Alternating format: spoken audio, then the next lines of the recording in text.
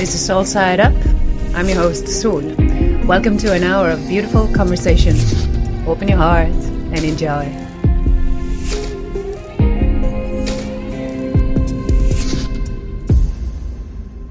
All right, everyone. It's with great pleasure and excitement, actually, that I welcome you to this lecture because I've been looking at it for quite a while, like how often do Mercury and Venus go retrograde at the same time at approximately the same space in the zodiac?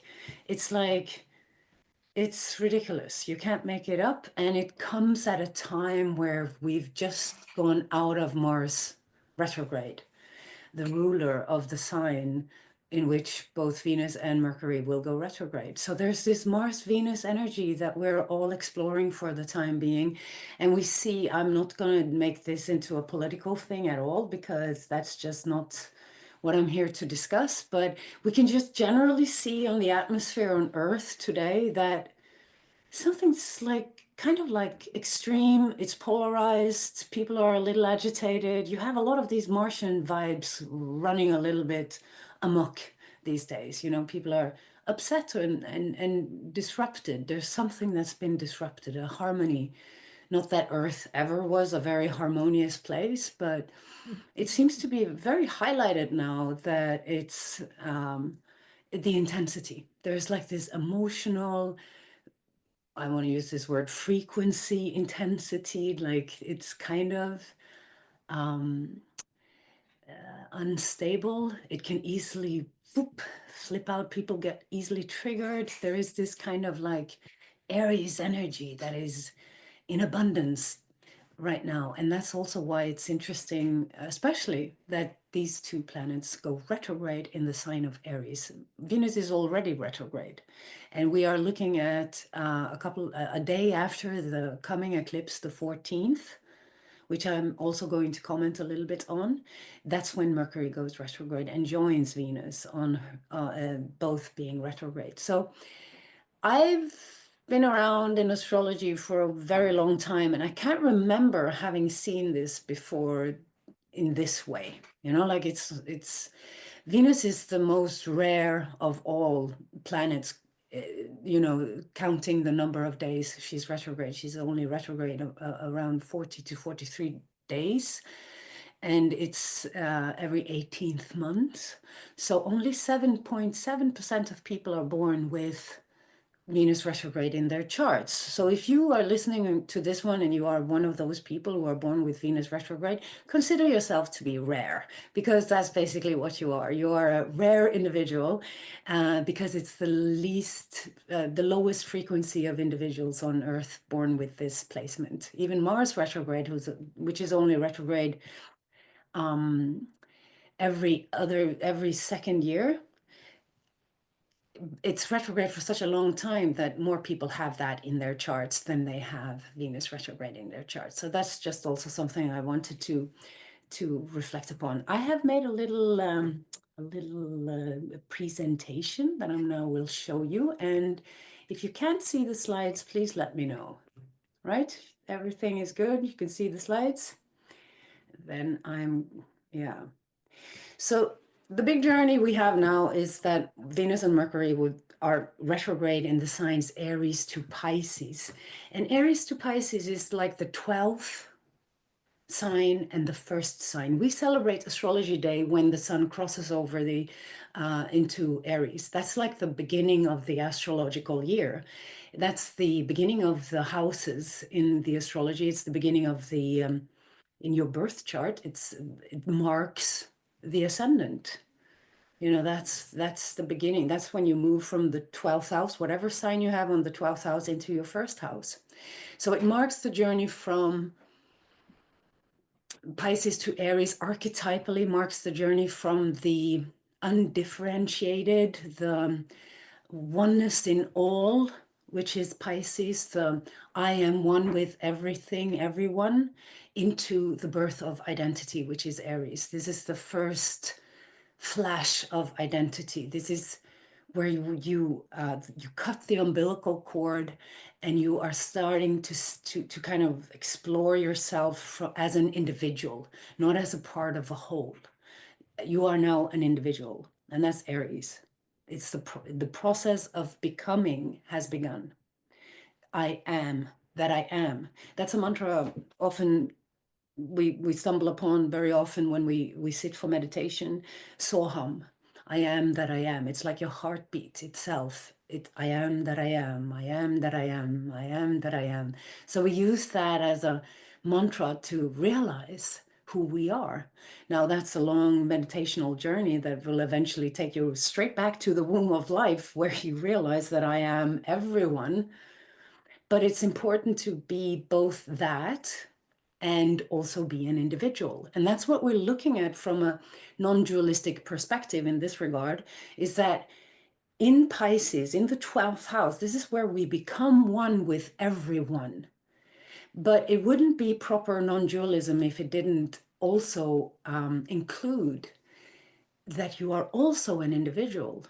You are both an individual and you are more than that. You also you're a human. You belong to a species. You're not just you.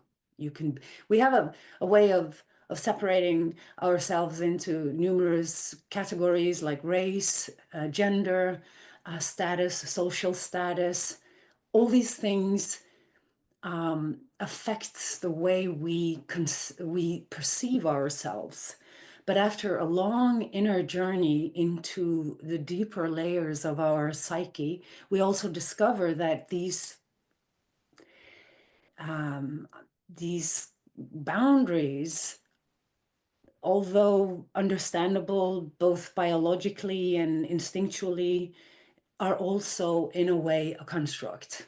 On one level, we are one, but on another level, we are separate. So this is not just a journey that Mercury and Venus are doing for the time being. This is also a journey that soon Neptune and Saturn will also be doing. And as we explore Venus retrograde and Mercury retrograde through Pisces, no, through Aries into Pisces again, Neptune will move into Aries, which is, you know, not something that happens every day. Last time it did so was during the Civil War. Actually, it just started. The Civil War in the United States had just started when Neptune entered into Aries. The Civil War in the United States began at 2956. That's like the last minutes of Pisces. And not that I'm saying that's going to happen again, but we can see like how how things are very polarized for the time being, and almost as if we are picking up a part of that karma, which actually belongs to us all. We are all part of it in one way or another. It doesn't mean we did it or it's like we're responsible for whatever happened back then, but we are part of the evolution of consciousness of humanity. We are part of history. And history moves in cycles, at least, well, if you ask astrologers, that's what history is doing. And now that cycle is coming up again, it's coming back again. And how does that relate to us on a personal level? Well, maybe more than we managed to kind of put into words. You know, like we live our lives, we're happy where we are. A lot of us are quite happy, at least.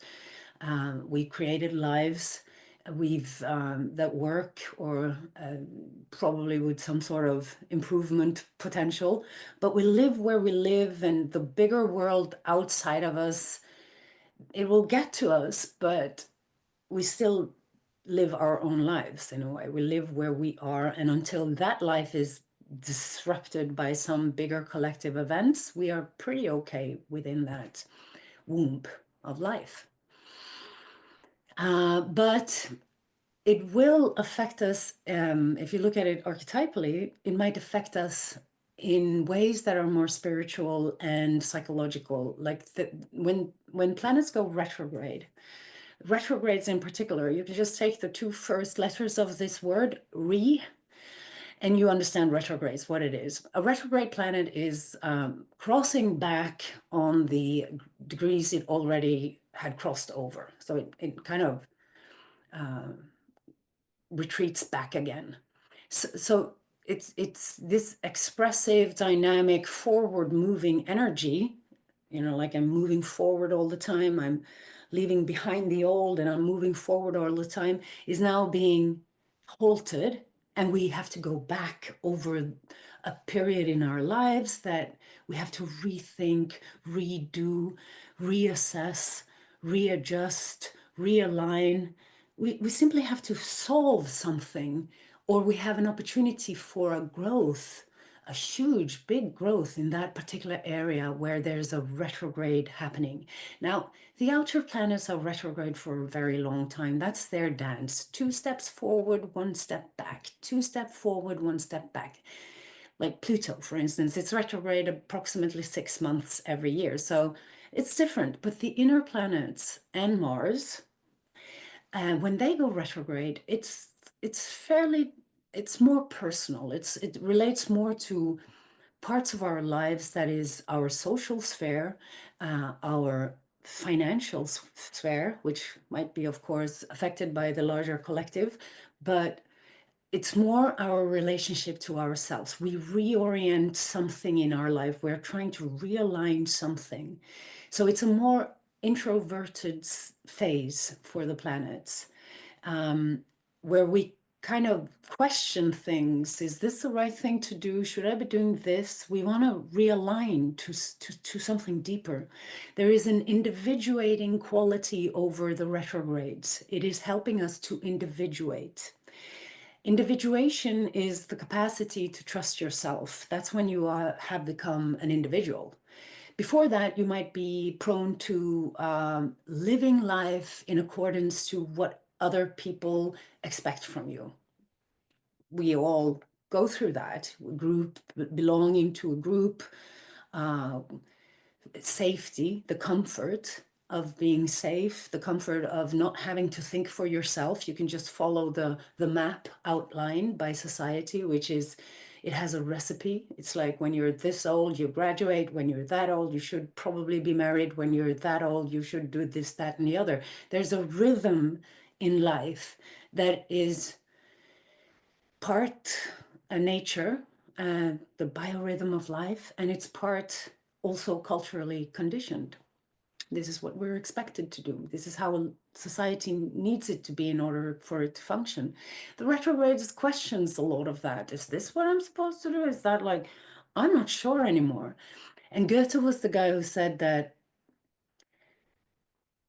um, uh, until a man can trust himself, it's written a long time ago, so of course that was it's about men, but until a man can trust himself, he cannot live.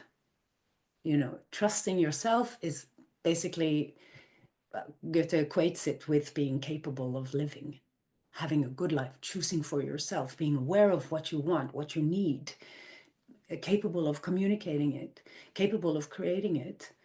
So it makes sense, right, to trust yourself. I've heard lots of people say, I don't trust myself. I say I want to do something, and then I end up doing something completely else, like something different, something that was like totally the last thing I should be doing. So I'm not sure if I can trust myself. So we have doubt. We second guess ourselves a lot. Emotionally, for instance, we can have doubts whether this is like am I feeling what I'm feeling? Am I wrong? Am I in the wrong? Like, people have doubts, and retrogrades can create a little bit of doubt, but it's mostly to clear out the doubt. You become aware of it. You become aware of this inner discord, the inner conflict. And we have the way that I work with transpersonal, approach to things. I see my persona and everyone else's as a bunch of sub-personas coming together and trying to make it work. And in the astrology, we see that as numerous planets spread out all over the place. And we try to make that work as an integrated individual, capable of thinking for ourselves. And it's that inner relationship that we explore to a greater degree when especially Mercury and Venus are retrograde. They are the two inner planets we are the third planet from the sun, third rock from the sun, and Venus and Mercury are always close to the sun. It has a lot to do with our relationship to ourselves and how we communicate that into the world. So Aries is just a little general on Aries. It's the first fire sign. It's cardinal fire. It's like the match. You light a matchstick. That's Aries. You got this incredible, strong, fierce fire, but it's very fragile fire. You can easily extinguish it. So Aries is not like necessarily a very confident, self-confident sign, because it's at the very beginning of the evolution. It's just like, yes, I am this. Oh, that's what I am. Like, and then next minute it's changing again. So it requires a lot of protection, Aries, from other people's opinions, actually, especially in the beginning creative phases. So it's also very defensive, because there's like this need in Aries to protect that fragile fire. So no, don't ask questions. If you ask the wrong question, it's going to like, no, this is none of your business. It has a strong defense mechanism, Aries, because it's protecting that which is vulnerable on the inside. So as Venus and Mercury are both going retrograde through Aries, we might have these intuitive insights and these sudden flashes and this rediscovery of who we really are. Like, oh, wow, like this kind of epiphany. But it's not fully matured yet, right? It's not a perfect plan yet. It's still very fragile. Wherever you have it in your house, your houses will be, of course, affecting that area in your life. So, and depending on who you are, if you are a very people-pleasing individual, for instance, you have a trouble kind of standing up and expressing yourself and not, being honest and direct, which is a classic Aries feature. This transit will help you greatly to reach that potential where you can really get things out in the open. Really, like, one of the things that is so liberating with Aries is this free from,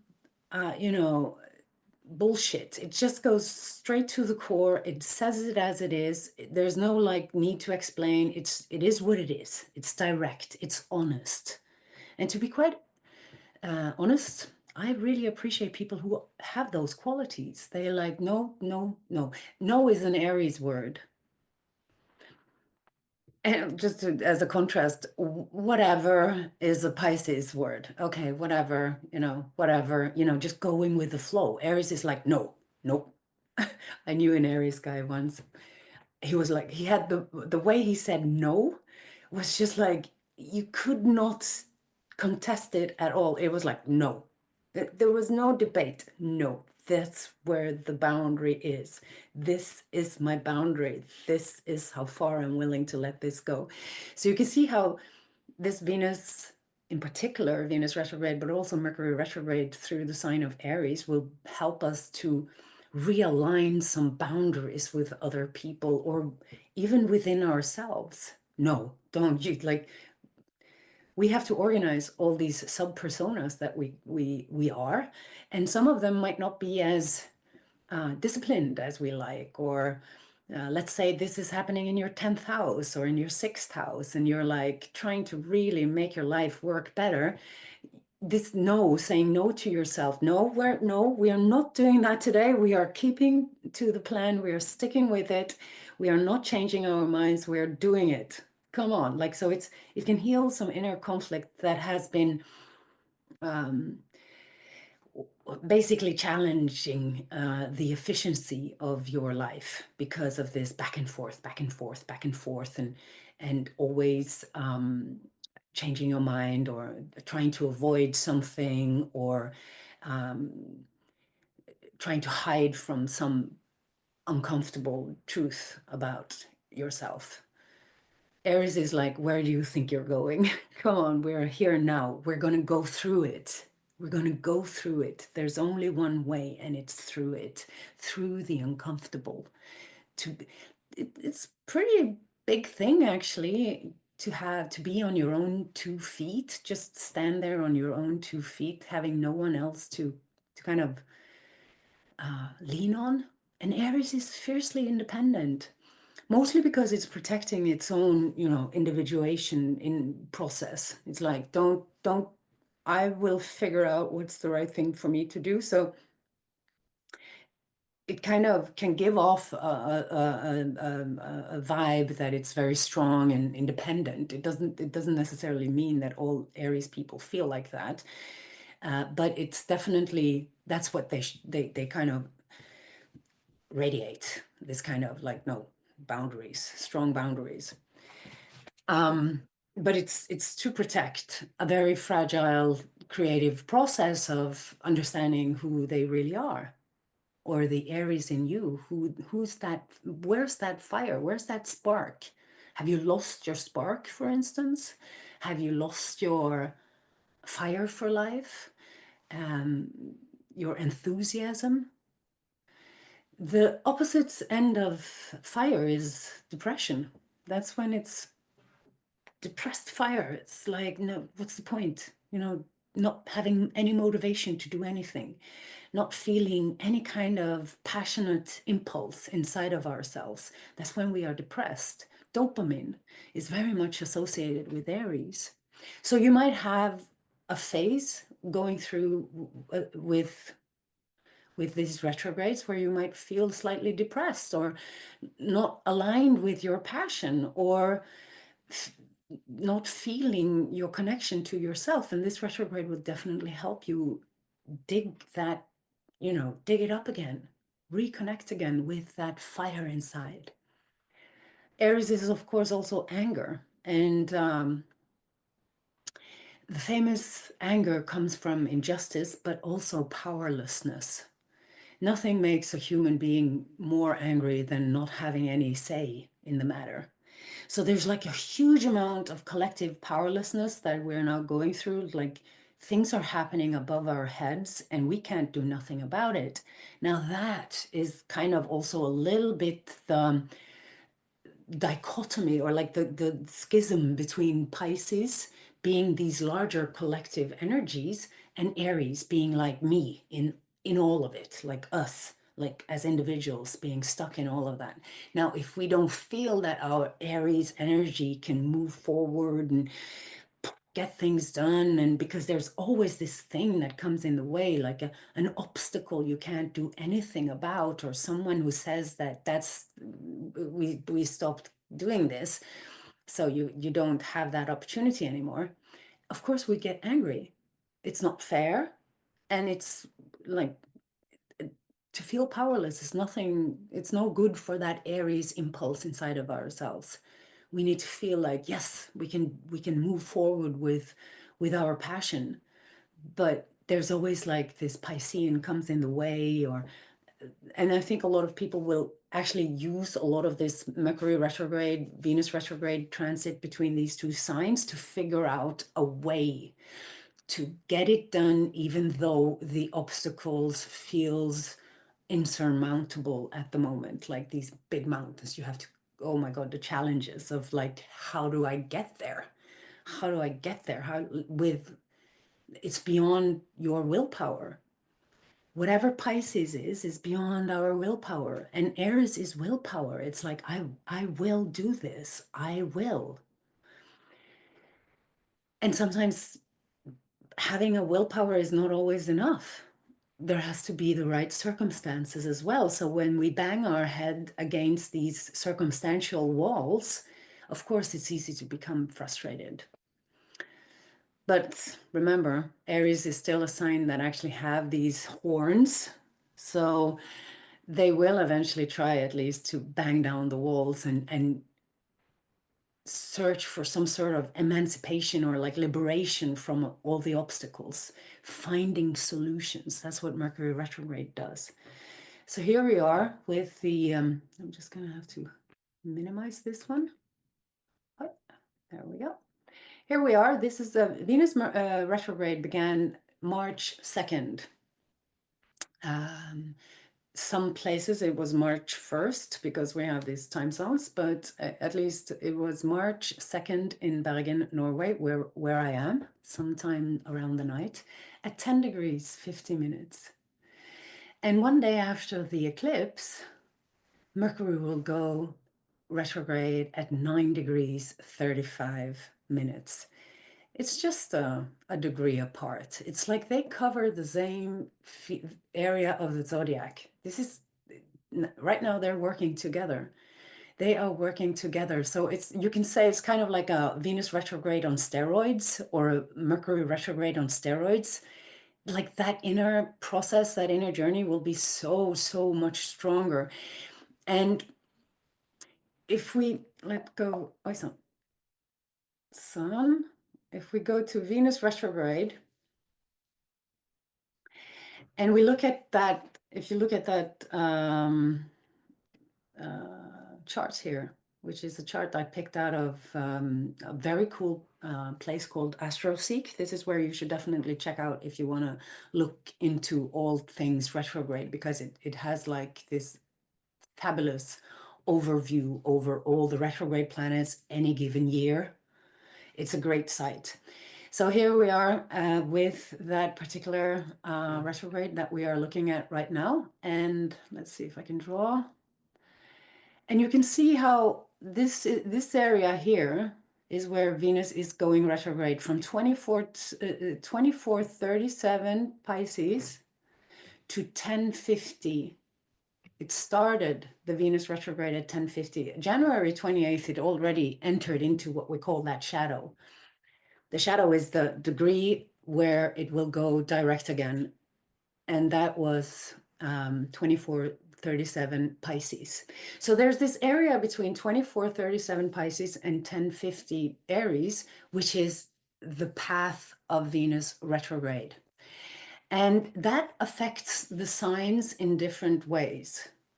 It affects especially that area here between Sagittarius and Capricorn, late Sagittarius, early Capricorn. Same you can say about late Gemini to mid or like early Cancer. And the same with Libra. All the cardinal signs are very much affected by this retrograde, more maybe than other signs. So if you're a Cancer or if you're a Capricorn or you're a Libra, you will feel this incredibly strong.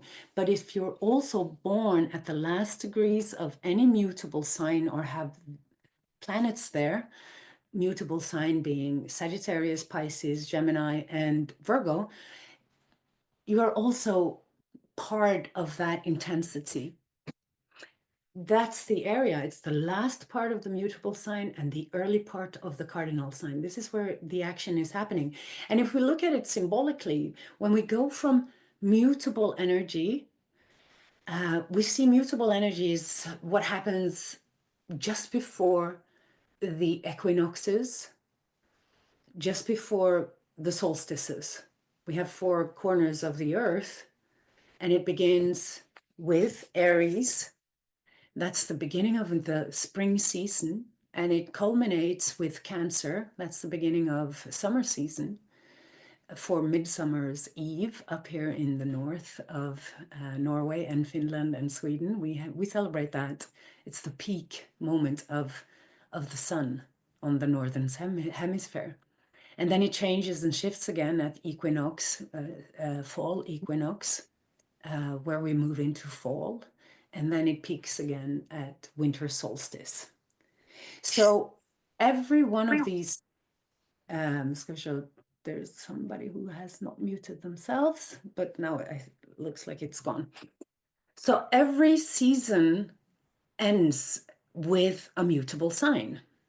That's where everything is just dissolved. We're dissolving. Look at what's happened since 2012 when Neptune entered into Pisces. It's just like That's the last sign of the zodiac. It's just been so many things have just been dissolving. Saturn's there too. Everything is just dissolving now. Saturn and Neptune are finishing off a 30-year cycle that they've been 36, 37-year-old cycle that began in 1989. And now it's just dissolving these things that were created there. And then we look at the big like NATO and WHO and all this political turmoil we are seeing now is somehow connected to 1989 and the years onwards. So there, and now we're just in this mutable energy where everything is just dissolving. It's also like when we are in a phase where something is finishing, some old cycle is finishing, it also feels very dissolving. Like there is no direction. It doesn't have the same structure. It doesn't have the same focus. It's more all over the place. Everything is up in the open. We don't know yet what's going to land and how we can orient ourselves from there. So the old season is dissolving in the mutable signs. It could be your thoughts, your ideas, your in Gemini, so it's like the way I'm thinking, or in Virgo, it's like my habits, my health, my orientation, the way I serve. In Sagittarius, it can be like the dissolution of faith. It's like, what is it that I'm really believing in anymore? Do I believe in anything? And of course, in Pisces, it's like the dissolution of reality itself. It's like, what is real and what is, it's surreal. I've always associated Pisces with surrealism. It's like, what is reality and what is dream? So there might be this feeling of something's dissolving, and that could feel very ungrounded, or it can feel very directionless, like it doesn't have any direction. And that can be scary, you know, like we're out there. It's like we don't know what tomorrow will bring. But what we know when we look at astrology is that there's going to be a new dawn. There is coming a new season. We just haven't gotten there yet. So we can't see what hasn't happened yet. So it's fairly interesting to watch how the world is now in a way, in many ways, the old structure, something very familiar, is being dissolved. And that can happen in your life as well. You might have had a plan or something that you want to do with your life, and then it just melts away. Like that's not relevant anymore. So it shifts really quickly because both Mercury and Venus are retrograde at the same time. It's like your values might be shifting, your sense of identity might suddenly, like, whoa, you had an epiphany, or you just out of nowhere realized that that's not relevant anymore for me. That's not who I am anymore. So the old persona, the one you identified as, might dissolve, and and that little twilight zone, like I like to call it, before the new begins, but the old is kind of like ending, can feel very strange, very surreal, very kind of floaty. So January and Venus entered that shadow January 28th, March 2nd, then Venus went retrograde, and then April 13th, Venus will go stationary direct at 24:37 Pisces again, and it leaves the shadow the 16th of May. So it's like January, like February, March, April, May, 3.5 months. And the lovely thing about Venus retrograde is that it's you've probably seen that the Venus star every 8th year she goes retrograde in the same sign. So it forms this 5 pentacled star.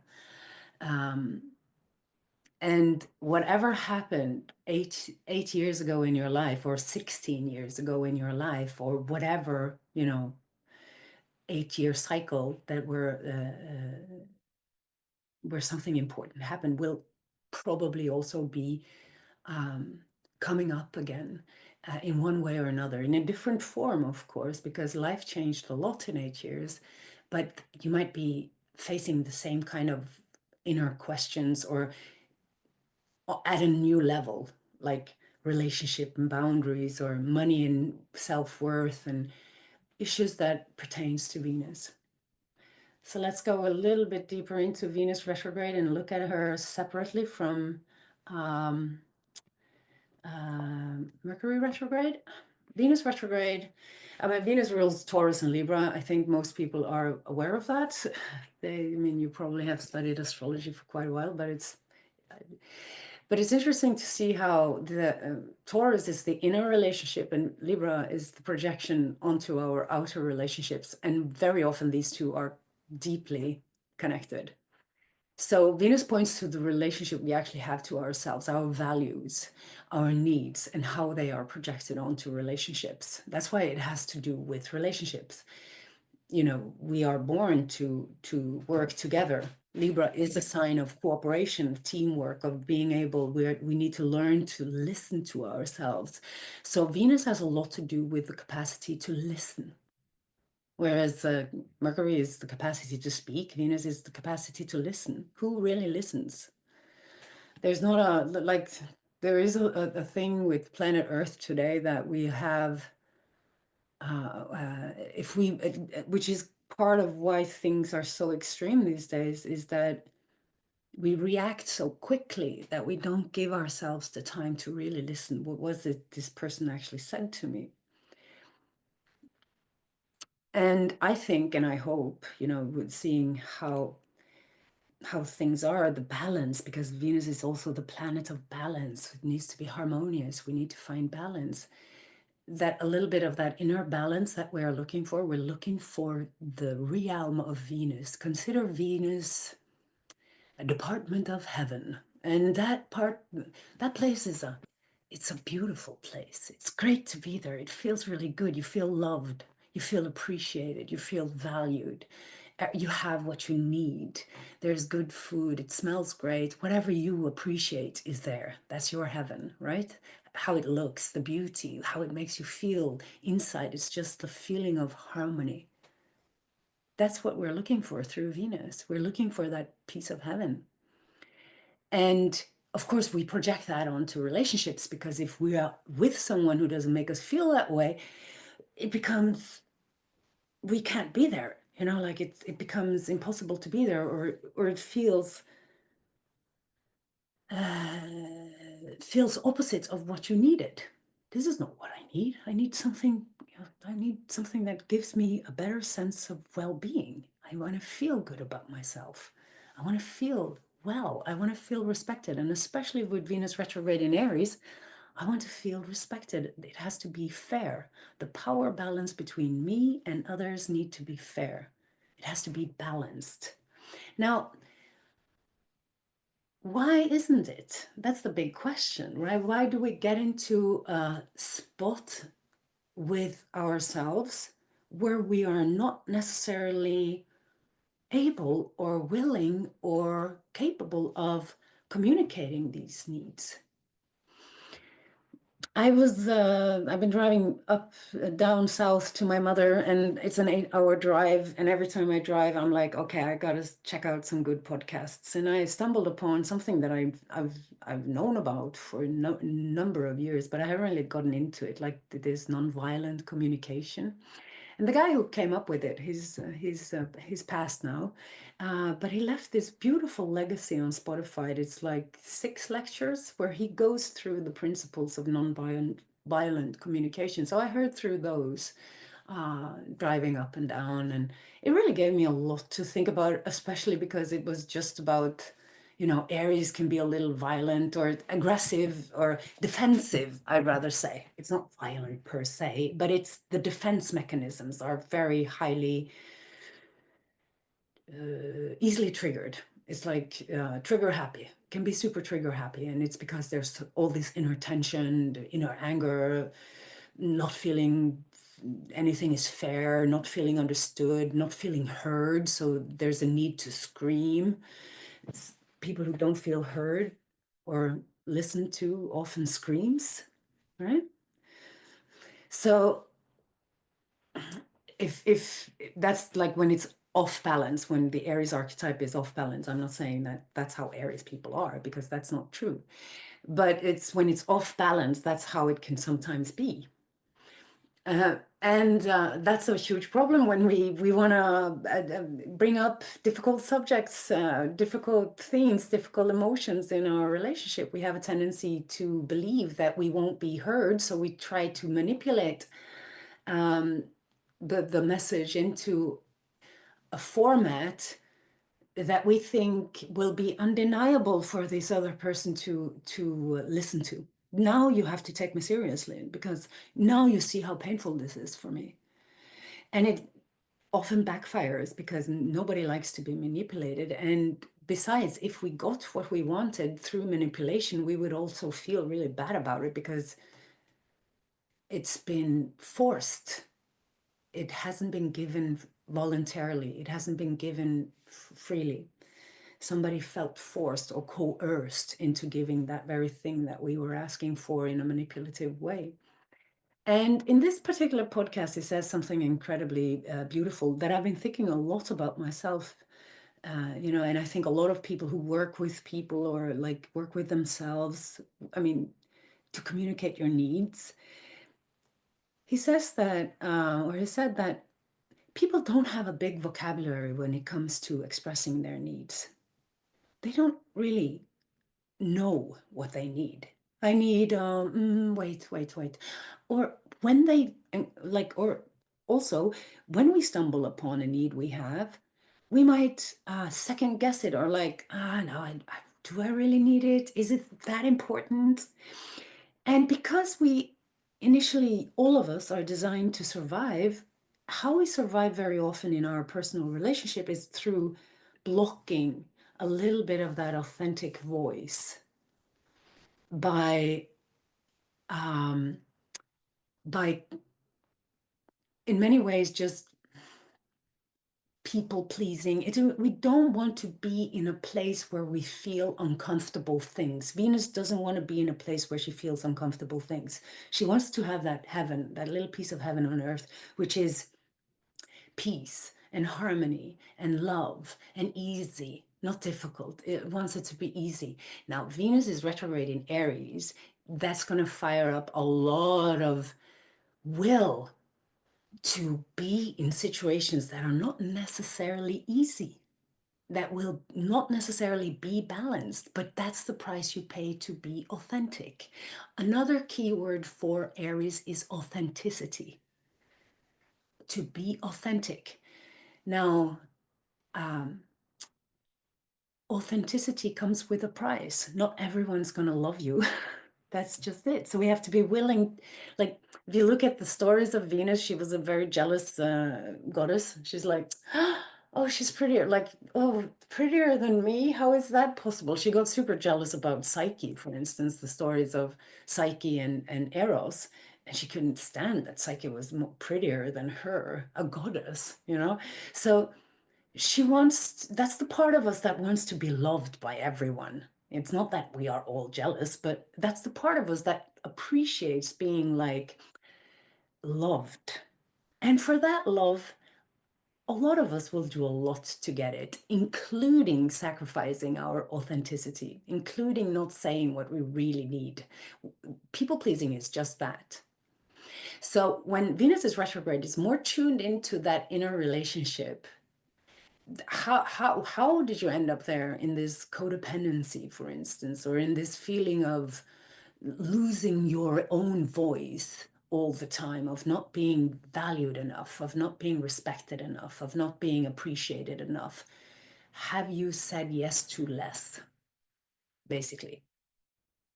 Less than you think you're worth, less than you want to be worth.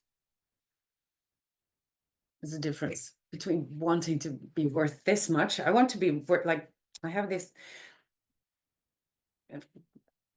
human rights are basically Venusian. It's the value of each individual on earth is important. Everyone's important. And you have to live every second and every minute of your life. So if you don't value yourself, it's going to be very hard to create relationships where you feel appreciated. We have to fight sometimes to get our words, like fight, stand up for ourselves and be visible.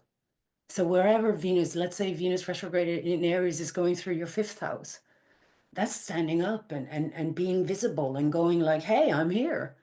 If Venus retrograde in third house of communication, it's like, you have to communicate. I'm going to speak out loud. I'm going to be brave now. I'm going to use my words. I'm going to be heard.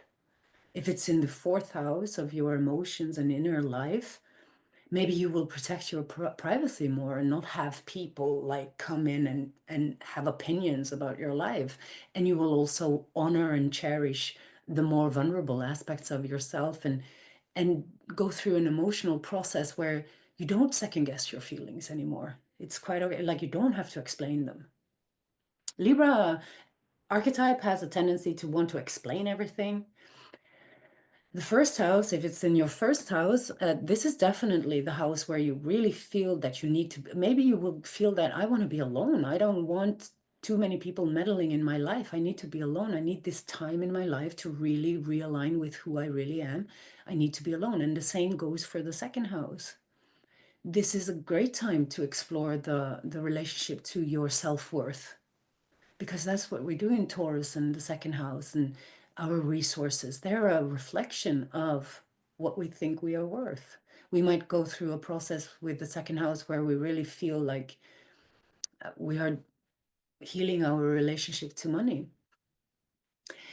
And the sixth house, I did the fifth. Now let's go through all the houses. The sixth house is very much about service and serving. And maybe Venus retrograde in Aries in the sixth house is just going to say, but you know, you can pour your own coffee. I'm done with serving you. You know, find new ways of serving yourself, your life, your health, um, your routines, changing routines that doesn't work, which is a general theme for us all with the nodal axis going through Pisces Virgo. So it's just like now we find that courage because Venus is going through a very courageous aspect of the part of the zodiac. This is like, don't overthink it. Just that's the boundary. So in the sixth house, like correcting a lot of daily routines and habits that are not working anymore. And in the seventh house, of course, making relationship works by actually confronting. You know, we can't just sit and be still all the time. People will never figure out what we feel until we give that a form of voice. Like this kind of like we have to say it out loud because people aren't telepathic. And in the seventh house, it's often a little bit of a war about, you know, see how relationship often is a war about who spent what money on what and who's doing what and did you do all that and I did all this and you didn't do enough and stuff like that. That's very often the way people, you know, the things people fight about. It's the resources.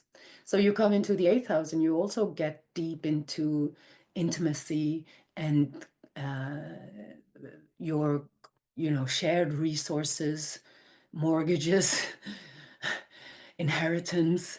It's the house of inheritance. You know, this is where, and what does it evolutionary bring as a growth potential? Well, you need to play with open cards, learn to be honest, no more hiding, no more hiding your motives, no more pretending that you're okay if you're not okay. Like it's really, this Venus Mercury retrograde in the eighth house will really pull you in deep. It's like this, look at that. You have to look at that. And in the ninth house, it's very much about which is an expansive house. This is where we find our potential. This is where we want to express our talents. We get opportunities. So there might be like a situation here where you question, you know, where you need more freedom, for instance, but then you have to question why it is that you don't have more freedom. What is it? Is it your own? It's also a house where we explore faith and belief systems and try to figure out, is there something with my faith that is blocking my growth? If you don't believe in yourself, of course, you're going to have a little bit of trouble of conquering the world. You know, you have to have that. But it's all coming back to self-worth issues all the time, no matter what house it is. It's if you have Venus, Mercury transit through the 10th house, you're definitely going to feel some sort of, it could depending on how you live your life, if you feel your work and your responsibilities and your sense of duty is very much conditioned in a way that you don't have any time for yourself, maybe you try to kind of like be a hero, or take on too much, you have way too much responsibility on your shoulders. And now with this journey through the 10th house, you will want to try to shake off whatever responsibility is not your responsibility, maybe even change your job, just find something that feels better for you. This is about you this time. Aries is selfish. It's me time. It's not like, and then we get back into Pisces and they're like, oh gosh, now I disappeared again into the fog of nothingness. When we come to Aries, it's like me. What do I want? Like, for people who haven't had that selfish gene, like some people have a lot of it, other people don't have anything of it. They will really feel like there's a healing going on in this particular phase that has to do with that me I want, I don't, it has to be fair. So in the 11th house, when Venus and Mercury goes retrograde through the 11th house, all these issues about belonging and being an individual, being a weirdo in this world, maybe it's also like the second house is a very solitaire house. The 11th house can also feel like, where are my people? Maybe there's a shift in friendships, or like the values are shifting. Your way of thinking is shifting slightly, just subtle shifts, but it can be enough to make you want to do other things than what you normally do with your spare time. It's like, nah, I don't think I want to do that anymore. I want to go, that's a reflection of who I am, a more authentic reflection of who I am. I've changed. We're at the end of a season and the beginning of a new one in so many ways right now, astrologically. So of course, this cherry on the top, that's this Venus Mercury retrograde through Pisces Aries, is just like making it all so much more personal. That's not okay. So that's how it really is. So that's how it's all connected. And that's how, okay, wow. People are going to shift a lot of opinions during this retrograde, I'm sure. Maybe completely shift 180 degrees. It's like, I don't believe in that anymore. Like I saw other things. Truth came to me. Something happened. I realized something. And then the natural consequence of that is also allowing yourself to be that change, not having to kind of live up to what you think you have to be. You can be like, and in the 11th house, the ninth house, the first house, we are looking for that freedom as well. And we're looking for this, that liberation, that feeling that it's okay to have that authentic, individuated, and highly original voice. In the 12th house, then we're back into the Piscean era. This is a very, like when you have that transit in through your 12th house, if you have Aries in the 12th house and Taurus at rising, this can be a very spiritual time for you. Super introverted, rather want to be in nature than with people. It can shift completely your understanding of how everything is connected. It can also, of course, overwhelm, which is another Piscean keyword, overwhelm, like it's just too much. But it's definitely for anyone with an artistic kind of tendency, it would definitely be a very creative phase. But how do we find, how do any of us get to the conclusion that this is what we need to take care of, this is what we need to look at?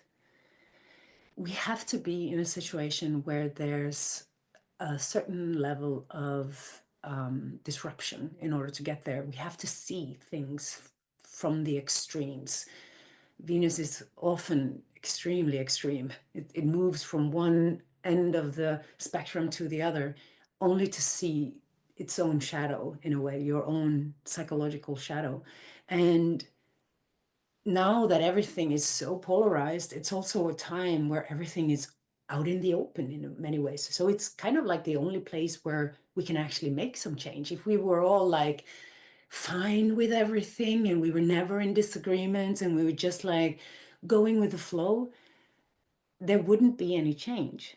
That's why also this is a time, for humanity, for great changes, because we see that like that's that's like, it's like the inner life is coming out so extremely that it's hard to avoid seeing the truth. And in your relationship, when you end up there, for instance, is like, now this is like, that's where that bad pattern is. We are looking at shifting and realigning and readjusting some of our habits and patterns when it comes to relationship. Venus retrograde is always like, I have to make this work better. It's not healthy. It doesn't give me a good feeling. And when that's kind of intensified, this Venus retrograde and Mercury retrograde on steroids is definitely going to intensify. That which didn't work before is not going to disappear out of into its nothing. Oh no, it's going to be there in your face and you can deal with it then. There's no way to hide. You can pretend, like going back to cognitive dissonance, but that's not going to emancipate you from the past. It's very important. This is all about liberating something from the past, maybe something that was like 8 years ago, maybe something 16 years ago, depending on how well your relationship work. I mean, not everybody has like super intensity in their relationship. Some people actually make it work extremely well with others. The kind of test is, what do you sacrifice in order to make it work? Is that a price you shouldn't be paying, or is it okay? Something like a compromise. Libra is about compromises. Venus is about learning to reach a compromise, but it's not a compromise if only one is doing it. Then it's self-abandonment. So figuring out these things is what we are all trying to do. And of course, if you are having financial issues at this time, which is, I mean, mundane astrology, looking at simply the mundane, we often say that Venus retrograde is a phase where it's not always good for the stock market. It's been a little, wobbly since January 28th, like it's been wobbly all of February. I mean, of course, Neptune's been on the North Node in Pisces, so it's been a little weird this time. And we've seen that on the stock market exchange as well, because it's been going down and going up. And, people are having a lot of financial insecurity these days. A lot of people have that. And it's so weird because in one way or another, we're all in it together, because it's that trade with that trade and these people are trading and that country is trading, and somehow we will all be sucked into it in one way or another. So these financial issues, Venus retrograde is not necessarily a good time or space to invest, or like, and Mercury retrograde as well has a bad rep of not being the best time in life to kind of like sign new contracts or buy something expensive. But that's mundane astrology. It's exoteric astrology. It's how things manifest. It manifests from another source, of course. And poverty and poverty complexes and greed and all these things also belong under the banner of Venus. If you have a very wounded Taurus archetype, you could have people who are like, no matter how much money they have, they will never feel rich. And of course, for some people who are in the certain professions where they create themselves, or, want to go out into the world and create their own work, will be confronted with their self-worth issues and their relationship to money immediately as that process begins. There's a lot of fear around money in general.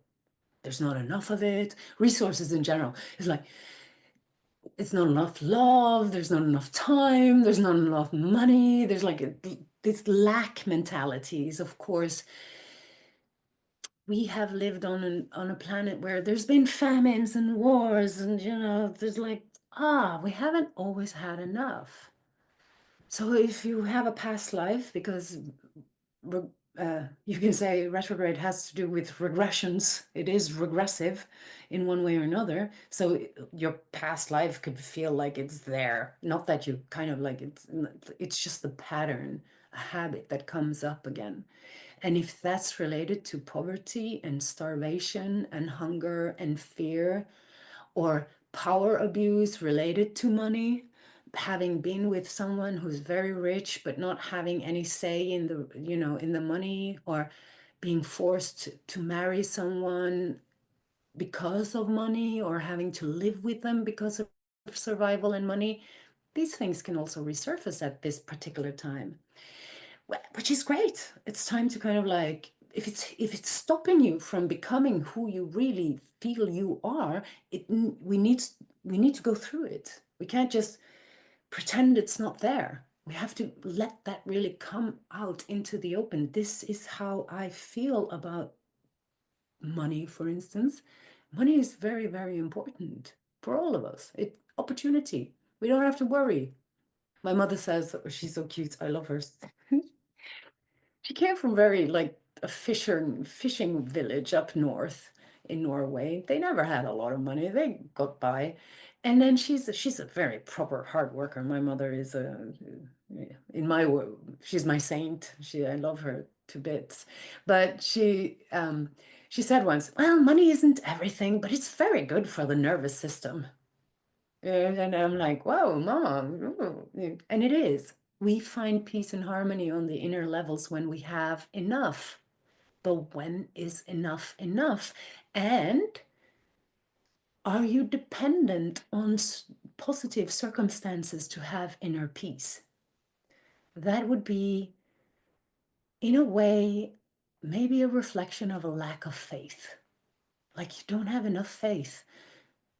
Why does having so much money tell you anything about yourself? Actually, maybe we're all, through every retrograde, we're just taking away what status and social status and standing actually, how it affects our identity, because it shouldn't affect us at all.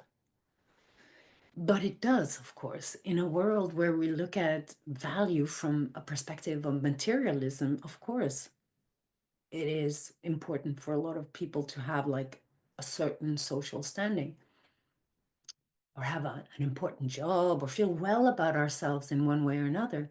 But we might not always have that opportunity. So doesn't mean we're worth less, but we can feel like we are worth less. And because Venus retrograde is such a readjuster, some of these issues might surface for you, and you might feel that this is the opportunity now.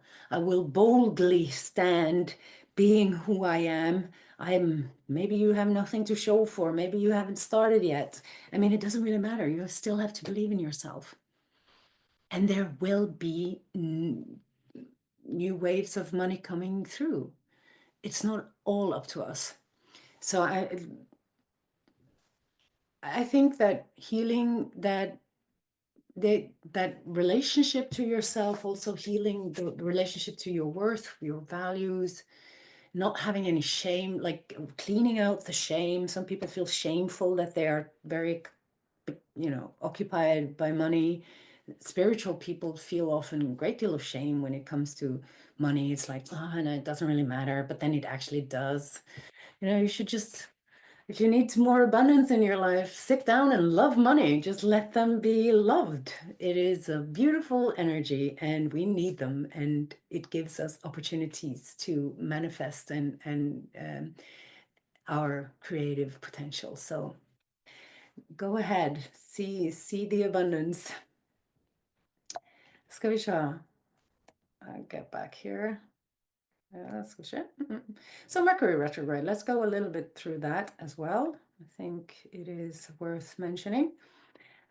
It started March 1st on its pre-shadow at 2649, just 2 degrees away from Venus in Pisces. And then March 15th, the retrograde begins at 9:35 Aries. April 7th, stationary direct at 26:49 Pisces again, and then shadow ends April 26th. Now, Mercury retrograde happens 3 times a year. This year, it will be predominantly in fire signs. It always does that. It's like predominantly in one element at the time.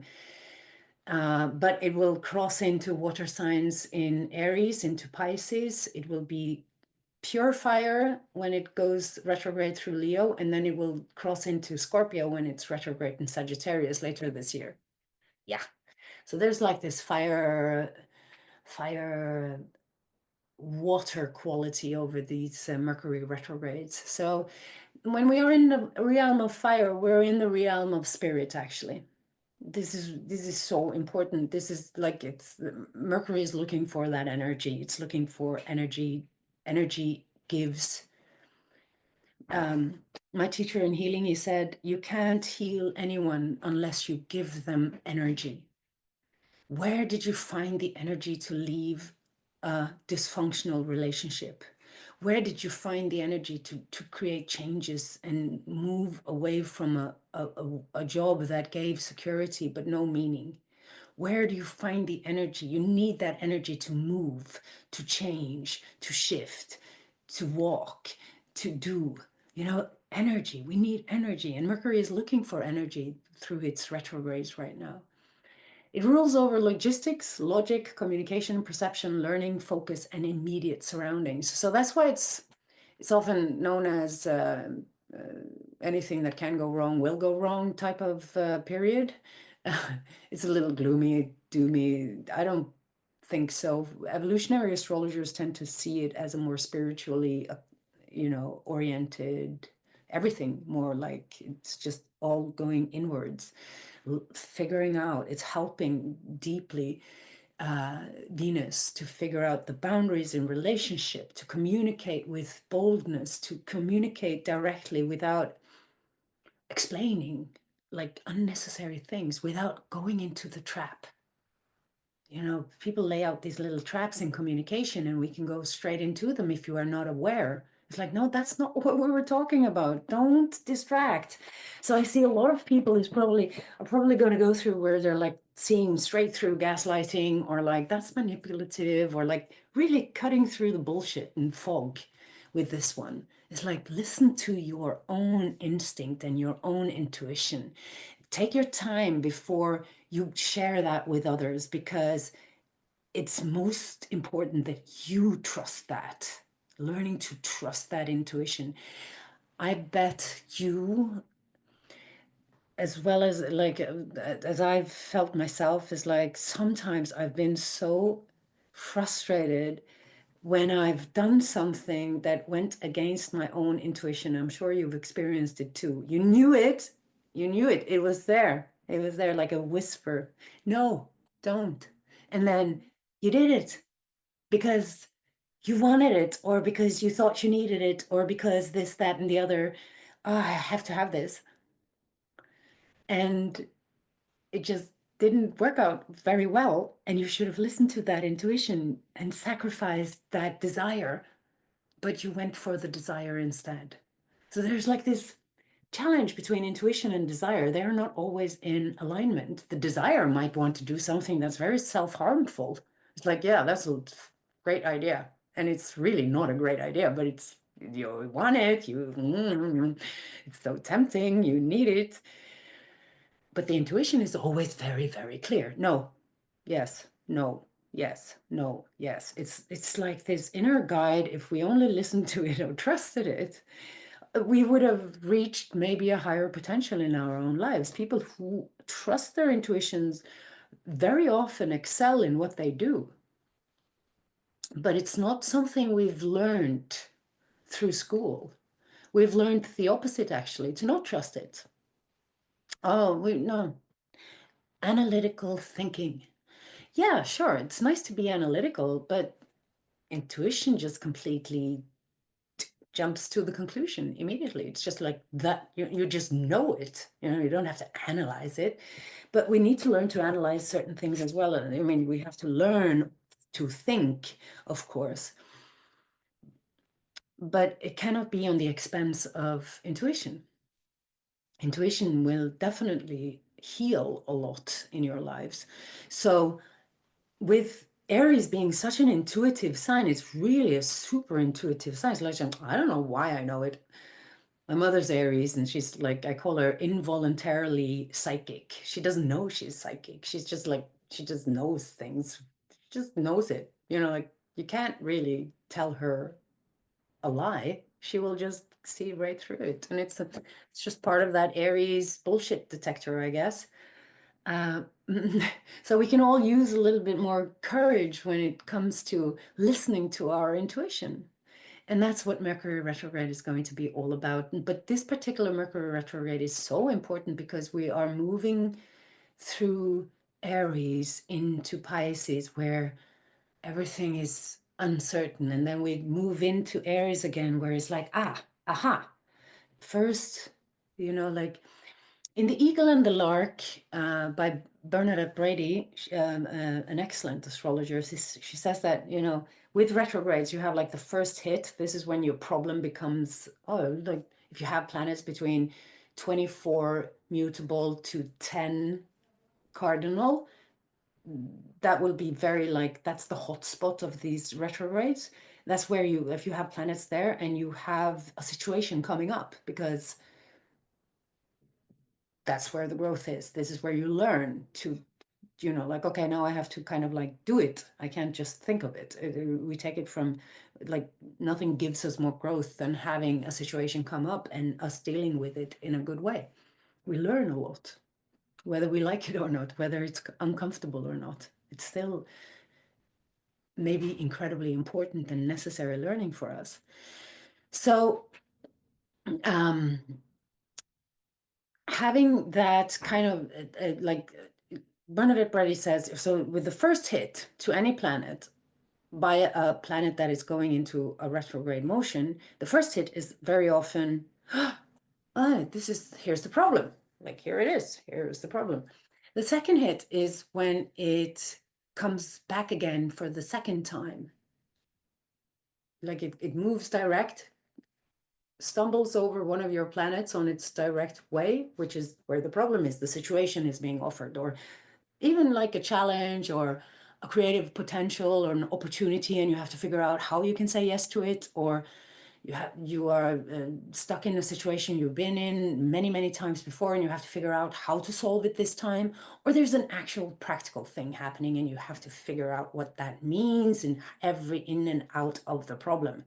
It's a learning it's every retrograde is a process that begins with a situation, and that's very often what happens when the planet that will go retrograde crosses your planet for the first time, and then it retrogrades and it crosses for the second time, and that's when it's like, okay, now I've gotten some time to familiarize myself with the situation. I've become more an expert in a way. I know now what's the real problem. I know where I'm supposed to look. I'm being more solution oriented. I am trying to kind of like figure out ways to fix this, shifting perspectives. It's a little bit like the hanged man in the tarot, which is all about, like you have to shift your perspective a little bit, like look at it from this angle. You have been looking at it from the same angle all the time, but this time you have to shift your perspective. Healing is shifting perspective. So that's the second time it goes around. You still haven't solved it yet, but you're very much learning about what it is all about. You're becoming familiarized with the whole thing, whether it's one of your past life or like something very familiar coming up, or it's a relationship that doesn't work, or you're really struggling to find new work, or you're having all these self-worth issues, or you want to move to someplace better, but you can't find proper housing. It can be anything reflecting your desire or your need to live a life in more harmony to who you really are.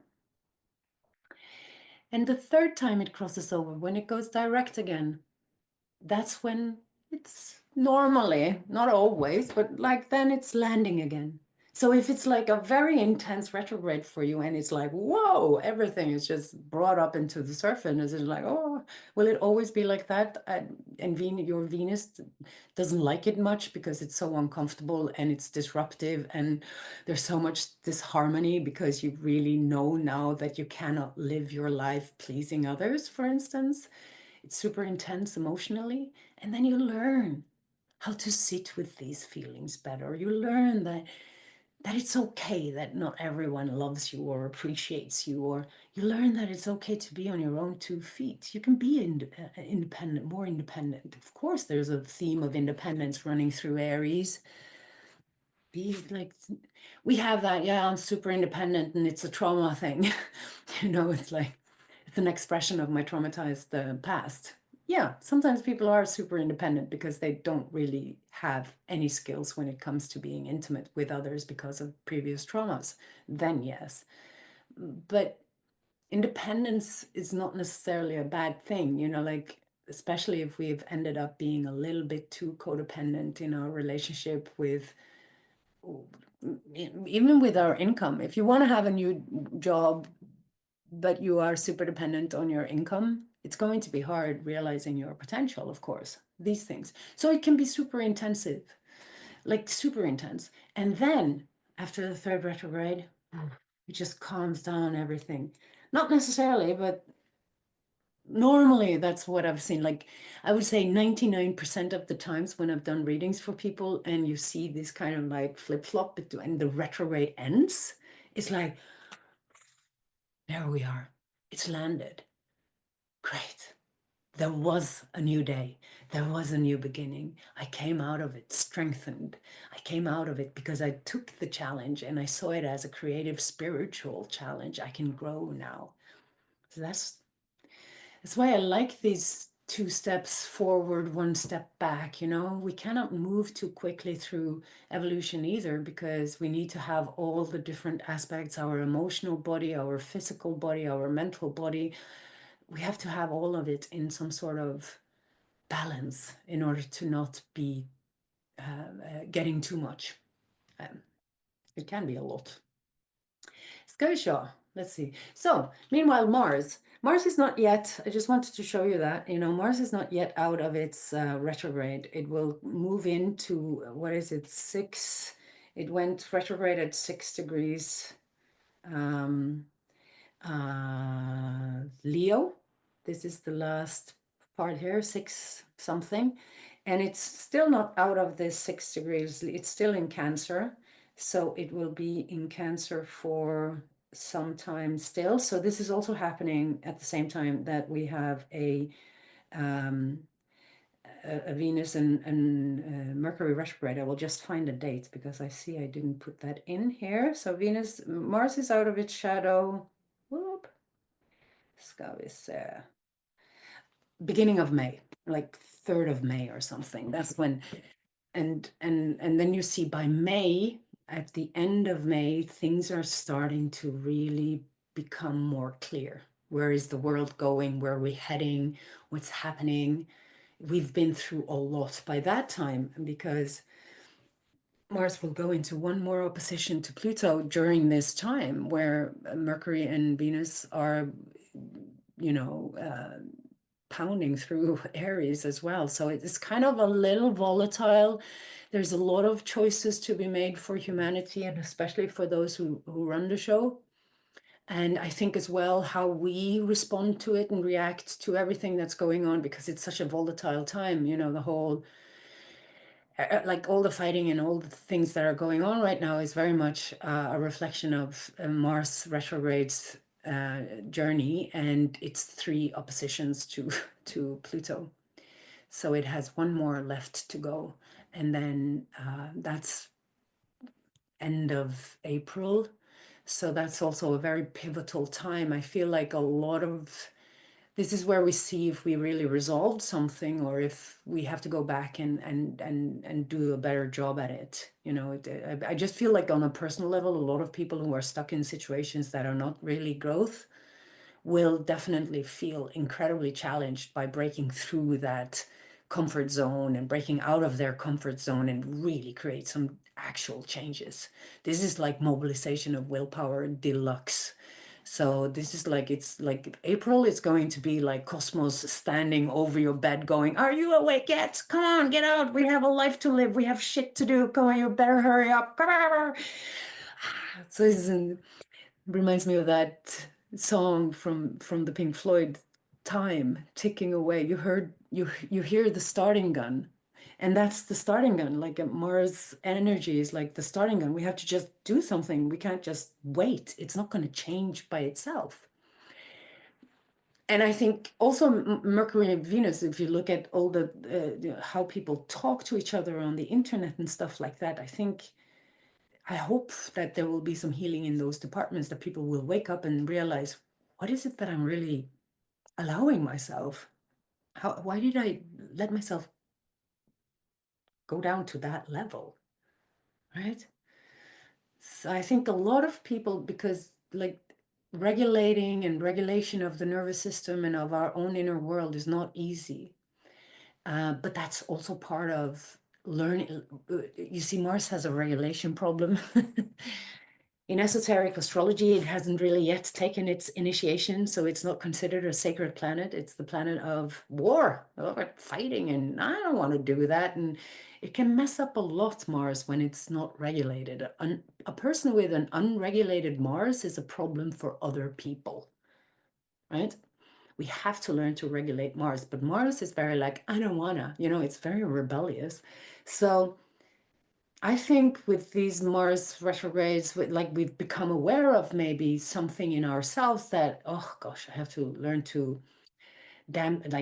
stop myself before I go too far, or I have to learn to kind of like control and have some more self-control because it's really taking way too much time.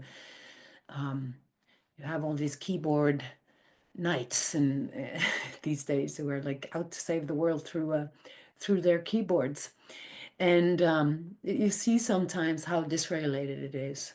And lack of regulation in general is a huge social problem for us all. It's very costly for society to have people who are very, very dysregulated. But we, like in a lesser degree, maybe have also our own like issues with how we regulate ourselves. And that's also part of this retrograde because it's in Aries and because Mars is just will be, in that shadow phase all the way through the beginning of May. So a lot of these, like the relationship we have to our own Mars is pretty accentuated in this particular period.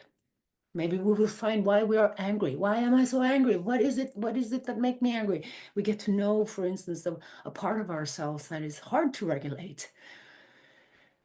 And we have to just see if we can express it in a way, even though we don't do it perfect. At least, we accept that we are like we're just a work in progress. So at the same time, of course, it doesn't end here. Neptune ingress, look at that particular date. It's March 30th, just a day after the solar eclipse. You have Neptune moving into Aries, shifting.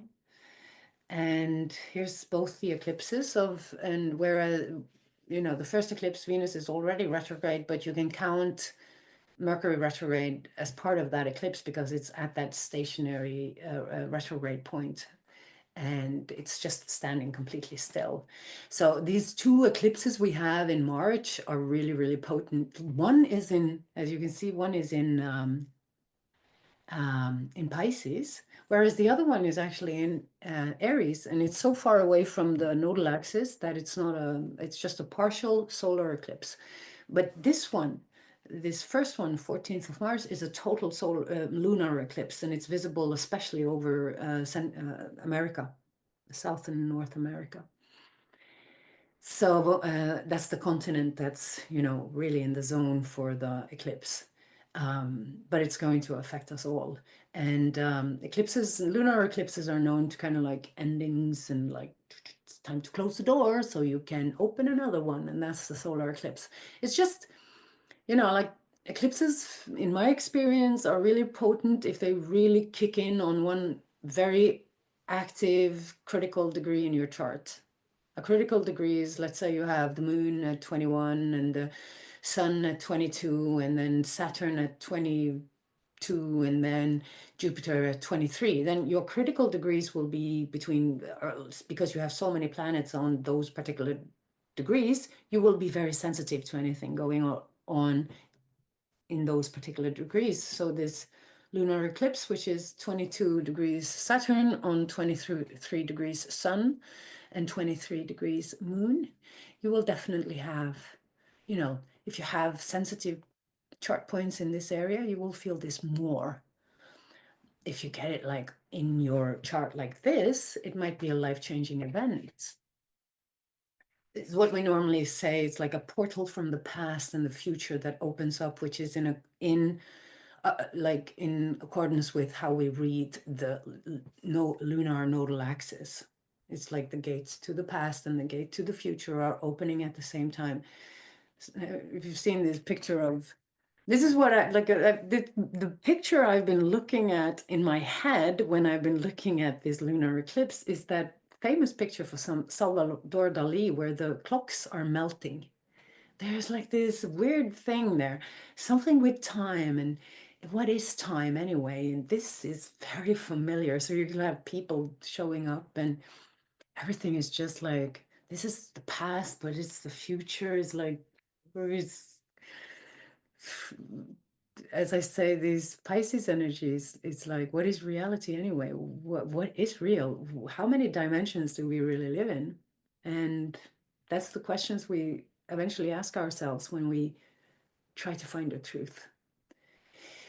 But it's coming out of a very like, what is everything phase into a solar eclipse um, where there's more like Aries impulses. So we're being dragged out of this nothingness into individuation through these eclipses. It's super potent. And through Mercury retrograde, we are really questioning our values, our sense of self-worth, why we are in the situation we are in. So it's kind of like, I feel that these eclipses, that they come at that particular time where there's so much moving. Neptune is moving from Pisces to Aries. Venus and Mercury are just dancing between these two signs. Even the eclipses are in these two signs. I mean, it's just that journey from Pisces to Aries we're looking at, and it's accentuated through the eclipses. It's accentuated through Neptune's transit. It's accentuated through Mercury and Venus's retrograde motions. It's perfect astrology, actually.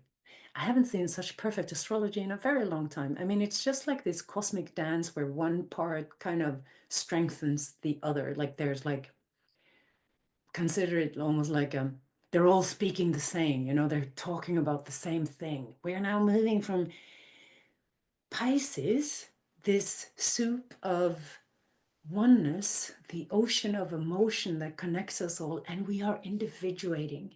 We are being born in a way.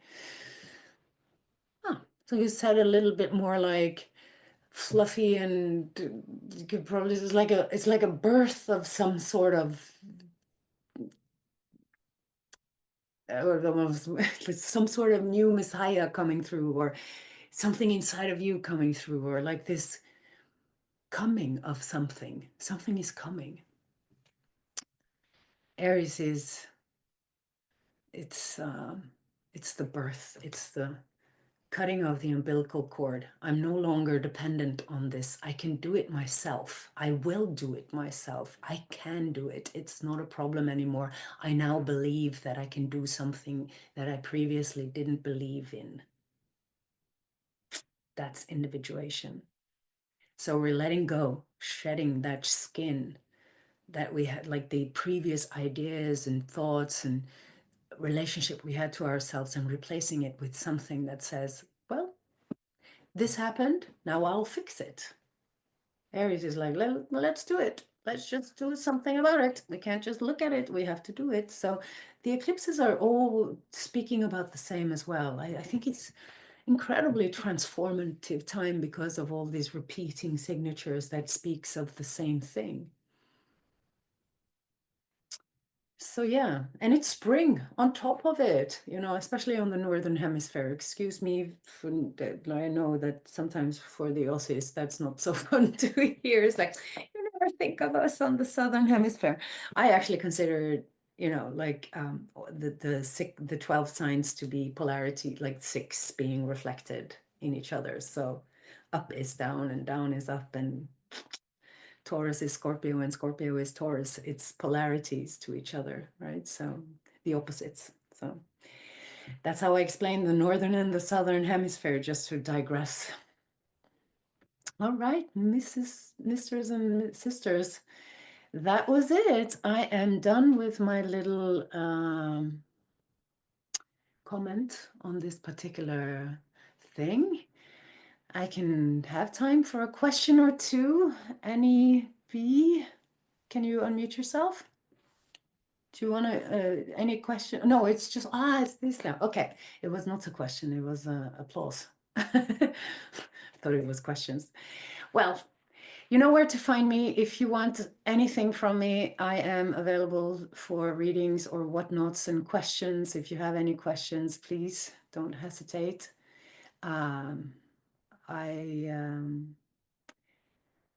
Yeah, I really appreciate having the opportunity to do this. It's really, really something like I think like I've been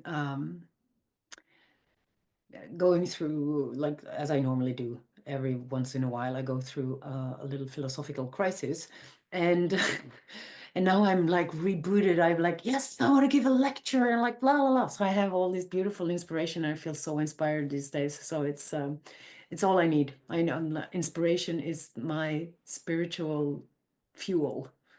It's food for my soul. So to be able to come here and share that passion that is so strong for me with the astrology is just like my eternal love. It's a true pleasure. So thank you very much, all of you who came today. It was super nice to see many familiar faces and some new faces too, actually, or names. So beautiful. Marian, hello. Did you want to say? Quick question. You got a question? Where will we be able to find the recording?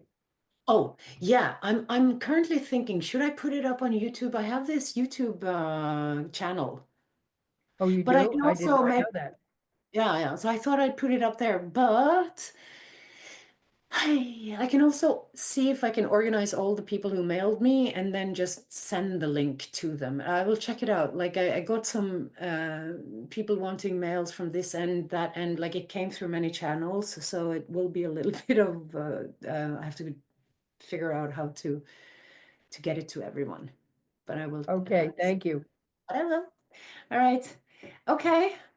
Have a beautiful Sunday and happy eclipses, and take care of yourself. And yeah. Thank Okay. you very Thank much. you.